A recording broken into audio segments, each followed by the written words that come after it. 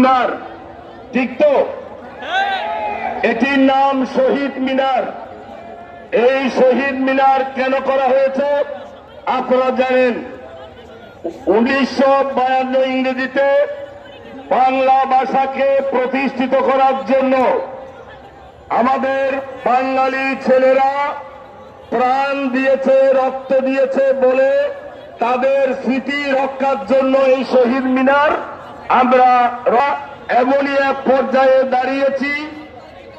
আমরা শহীদ হচ্ছি বলে, আমাদের প্রাণ যাই বলে, আমাদের পিঠ দেওয়ালে ঠেকে গেছে বলে, তাই তো?